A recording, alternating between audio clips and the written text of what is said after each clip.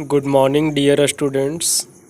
आज हम लोग क्लास 3 का एसएसटी का चैप्टर 2 पढ़ने वाले हैं, जिसका नाम है ग्लोब्स एंड मैप्स। ग्लोब और मानचित्र के बारे में हम लोग इस चैप्टर में पढ़ेंगे। The earth is very big. जैसा कि हम लोग जानते हैं कि पृथ्वी जो है वो बहुत बड़ा है। We can not see it at a glance. हम लोग एक झलक में या फिर एक नज़र में पूरी पृथ्वी को नहीं देख सकते हैं। We use globes and maps to study the earth. हम लोग ग्लोब और मानचित्र का उपयोग करते हैं पृथ्वी का अध्ययन करने के लिए। ग्लोब, अब हम लोग देखते हैं कि ग्लोब क्या है। Look at this picture. इस पिक्चर को हम लोग को क्या करना है, देखना है। ये क्या है हमारा, तो एक ग्लोब है जो कि पृथ्वी की तरह ही दिखाई देता है। It is a round ball representing our earth. यह एक गोल गेंद की तरह है जो पृथ्वी को दिखाता है। This model of the earth is known as globe. और ये जो पृथ्वी का स्वरूप है ये ग्लोब के नाम से जाना जाता है।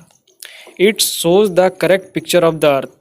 या पृथ्वी का एक सही चित्र जो है वो हमें दिखाता है।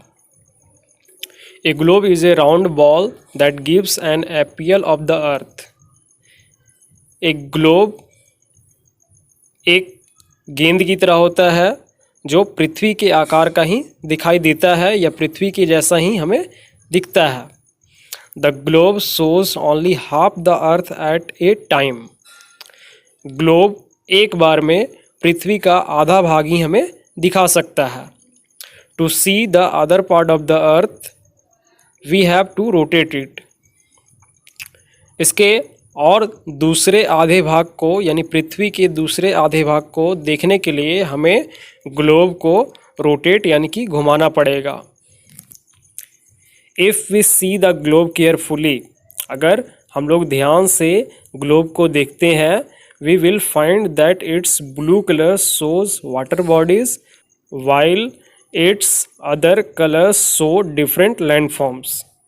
क्या बताया जा रहा है कि अगर हम लोग ग्लोब को ध्यानपूर्वक देखते हैं तो हम लोग पाएंगे कि यहाँ पे जो ब्लू कलर, यहाँ पे जो ब्लू कलर हमें दिखाया जा रहा है वो क्या दिखा रहा है, तो हमें वाटर बॉडीज़ यानी कि जलाशय के बारे में दिखा रहा है। जो पानी से घिरा हुआ क्षेत्र है वह हमें दिखा रहा है। कौन सा कलर, तो ब्लू कलर। जबकि अदर कलर्स यानी दूसरे जो रंग हैं, यहाँ पे जो दूसरे रंग हमें दिखाई दे रहे हैं वो हमें क्या दिखाते हैं, तो डिफरेंट लैंडफॉर्म्स यानी अलग अलग भू आकृतियों को दिखाते हैं। अब इस पर हम लोग थोड़ा सा इनफैक्ट में देख लेते हैं कि इनफैक्ट में हमें क्या बताया जा रहा है। Pacific Ocean is the largest ocean which covers half of the world's ocean area. Pacific Ocean, जैसा कि हम लोग जानते हैं, इसका नाम होता है प्रशांत महासागर। तो प्रशांत महासागर is the largest ocean which covers half of the world's ocean area. प्रशांत महासागर जो है वो दुनिया का सबसे बड़ा महासागर है, जिसने क्या किया है कि पूरे महासागर का आधा भाग जो है वो ढका हुआ है। The large water bodies on the earth are called oceans. जो बड़े जलाशय होते हैं पृथ्वी पे उन्हें महासागर के नाम से जाना जाता है या उन्हें महासागर कहते हैं। There are 4 oceans on the earth. पृथ्वी पे 4 महासागर पाए जाते हैं। They are the Pacific Ocean, the Atlantic Ocean and the Indian Ocean and the Arctic Ocean. अब पृथ्वी पे 4 तरह के महासागर होते हैं, जिनमें से चारों महासागर के नाम है। पहला द पैसिफिक ओशियन यानी प्रशांत महासागर, दूसरा द अटलांटिक ओशियन यानी अटलांटिक ओशियन, तीसरा द इंडियन ओशियन यानी भारतीय महासागर, चौथा है इसका आर्टिक ओशियन यानी आर्टिक महासागर। The Pacific Ocean is the largest among these. इन सभी में पैसिफिक ओशियन यानी प्रशांत महासागर जो है वो सबसे बड़ा महासागर है। बिसाइड्स ओशियंस, महासागर के अतिरिक्त there are a smaller water bodies such as seas, gulfs and bays. यानी महासागर को अगर छोड़ दिया जाए तो उसके अलावा छोटे छोटे जलाशय भी होते हैं, जैसे कि सीज यानी कि समुद्र, गल्फ्स एंड बेज यानी कि खाड़ी, या फिर इनको हम लोग खाई भी बोल सकते हैं। The Indian Ocean is named after our country India. जो हमारा भारतीय महासागर है उसका नाम हमारे देश इंडिया के बाद रखा गया है। It is situated to the south of the equator. यह हमारे भूमध्य रेखा या फिर विषुवत रेखा के दक्षिण भाग में स्थित है। The land areas of the earth on the globe are coloured other than blue. जो हमारे पृथ्वी का भूभाग है या फिर भूमि वाला जो क्षेत्र है वो ग्लोब में अलग अलग रंगों से दिखाया जाता है, जो ब्लू कलर के नहीं है। वो सारे हमारे क्या है तो भूमि वाले क्षेत्र हैं। दे show different land areas of the earth on the globe. ये सभी हमें ग्लोब पर पृथ्वी के अलग अलग भागों को दिखाते हैं। The land areas are not equal in shapes and size. पृथ्वी का जो भूभाग है या भूमि वाला जो क्षेत्र है वो सभी जगह पे समान आकृति या फिर समान आकार वाले नहीं हैं। The big land areas are called continents. सबसे बड़े भूमि वाले क्षेत्र को कॉन्टिनेंट्स कहा जाता है, यानी उन्हें हम लोग कॉन्टिनेंट्स यानी कि महाद्वीप कहते हैं। These are 7 in numbers and are called 7 continents. और ये बड़े भूभाग जो होते हैं, बड़े भूमि वाले क्षेत्र, वो 7 होते हैं, उनकी संख्या 7 होती है, जिन्हें 7 कॉन्टिनेंट यानी कि 7 महाद्वीप के नाम से जाना जाता है या फिर 7 महाद्वीप हम लोग कहते हैं। अब वो 7 महाद्वीप कौन कौन से हैं?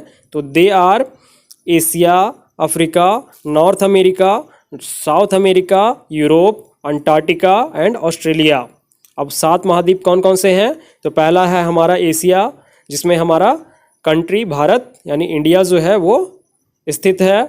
उसके बाद दूसरा अफ्रीका, तीसरा नॉर्थ अमेरिका जिसे हम लोग हिंदी में उत्तरी अमेरिका बोलेंगे, चौथा है साउथ अमेरिका यानी दक्षिणी अमेरिका, उसके बाद पांचवा है यूरोप, छठा है अंटार्कटिका एंड सबसे लास्ट जो है वो ऑस्ट्रेलिया। तो ये हमें याद रखना है कि हमारा जो 7 कॉन्टिनेंट्स है उसका नाम क्या क्या है? तो Asia, Africa, North America, South America, Europe, Antarctica and Australia. Asia is the largest and Australia is the smallest continent.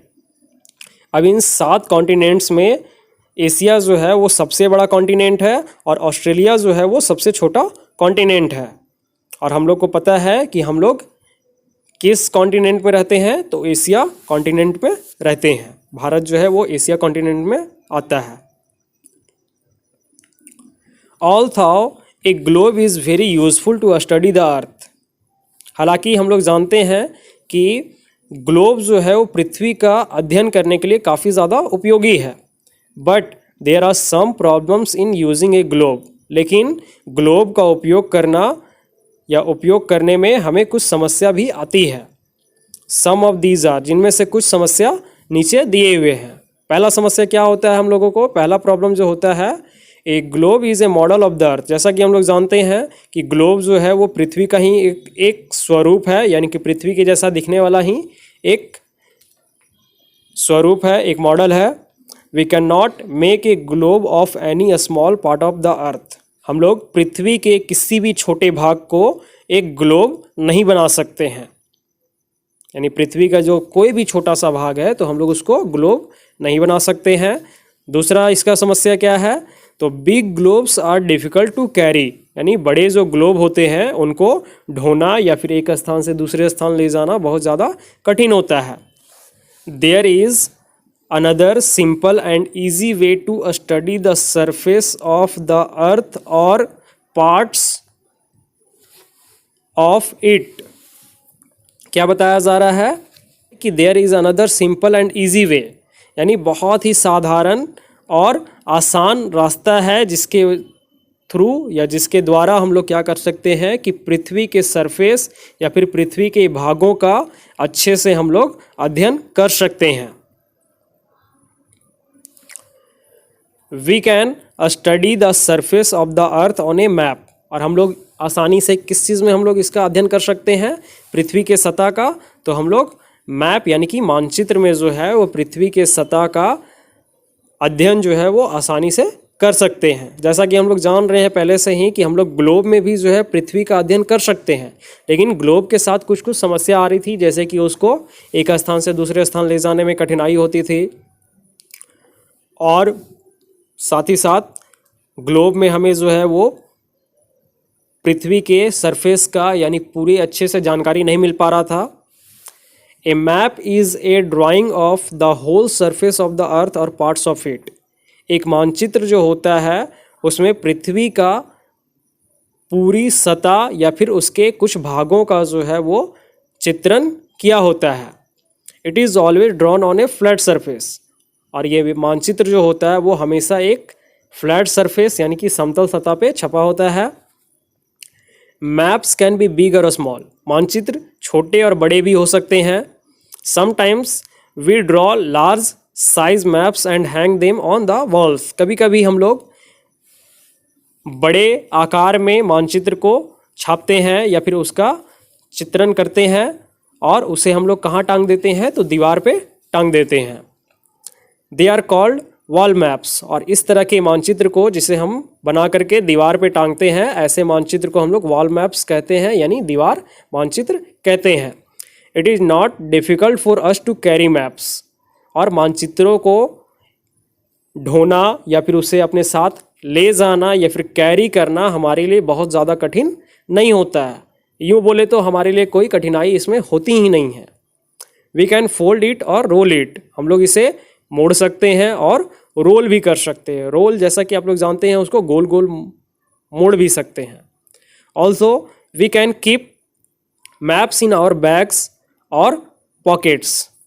और साथ ही साथ हम लोग क्या कर सकते हैं, तो मानचित्र को अपने थैले यानी बैग या फिर पॉकेट में रख कर ले भी जा सकते हैं, यानी रख सकते हैं, क्योंकि इसे मोड़ सकते हैं, रोल कर सकते हैं, तो इसे हम लोग आसानी से अपने पैकेट में या फिर थैले में रख सकते हैं।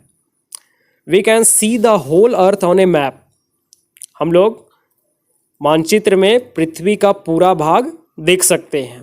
जैसा कि हम लोग ग्लोब में नहीं देख पा रहे थे, लेकिन मानचित्र में जो है हम लोग पृथ्वी का पूरा भाग देख सकते हैं।